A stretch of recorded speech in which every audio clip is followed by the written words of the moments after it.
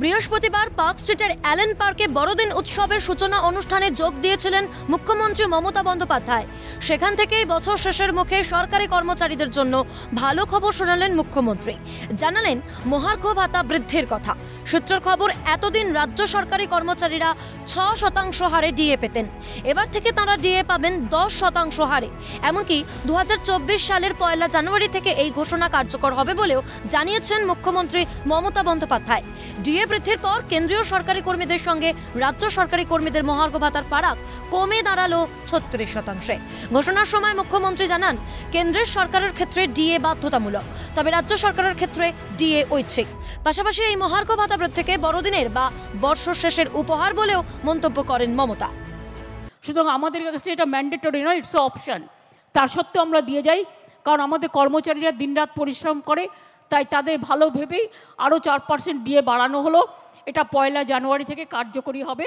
New year happy new year gift to আমার সমস্ত employees, teachers, non teaching staff of all school, colleges, universities, employees of statutory undertakings and parastatals and পেনশনার্সরাও পাবেন এই সুযোগটা।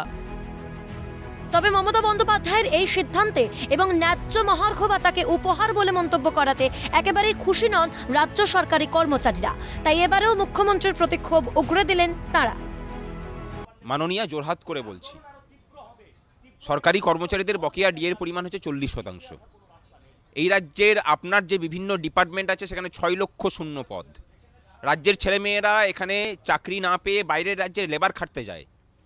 আমরা সবার জন্য ন্যায় চাইছি, মানে আমরা তো ভিক্ষা চাইছি না, আমরা অধিকার চাইছি। এবং উনি আজকেও বলেছেন নাকি যে এটা অধিকার নয়, এটা ওনার দয়ার দান। আমরা কারো দয়া ভিক্ষার পাত্র নই, ঠিকই বলেছেন। কর্মচারীদের অপমান করা এটা। এবং উনি নাকি বলেছেন যে মানে তৃণমূল ফেডারেশনে যারা কর্মচারী আছে তাদের সাথে আলোচনা করে এই কাজটা করেছেন। আমি বলবো রাজ্যের কর্মচারীদেরকে যে আপনার বকেয়ার পরিমাণ যেখানে 40%, সেখানে তৃণমূল ফেডারেশন আপনার জন্য 4%-এর দাবি জানিয়েছে। আপনারা বিচার করুন আপনারা কি করবেন। কেন্দ্রীয় হারে ডিএ পাওয়ার জন্য তাদের এই লড়াই চলবে, জানালেন তারা। তাদের একটাই ক্ষোভ, রাজ্যের প্রশাসনিক প্রধান তাদের ন্যায্য সমস্যার দিকে মুখ তুলে তাকান না। বাড়িতে খাওয়া দাওয়ার পরে রাস্তার ওই যেটা বাঁচে সেটা কুকুরকে লোকে ফেলে দেয়, তো তাতে কুকুর সন্তুষ্ট হতে পারে, কিন্তু যে মানুষ তার অধিকারের জন্য লড়াই করছে তার কাছে তো ওটা কখনো গ্রহণযোগ্য হতে পারে না। কাজে এটা আমাদের হকের পাওনা 46%, আমাদের 46% হচ্ছে আমাদের অধিকার। কাজে তার থেকে 1% কমেতেও আমরা সন্তুষ্ট নই। কখনো খানিক ভাবলেও ন্যায্য অধিকারকে তার উপহার বলে দাবি করেন মুখ্যমন্ত্রী। তাই অনেক অপেক্ষার পর এই সামান্য পরিমাণ ডিএ বৃদ্ধির ঘোষণায় ক্ষোভে ফুঁসছেন রাজ্যের সরকারি কর্মচারীরা। ক্যামেরায় লেসন লোধের সঙ্গে রশ্মি দাসের রিপোর্ট, ক্যালকাটা নিউজ।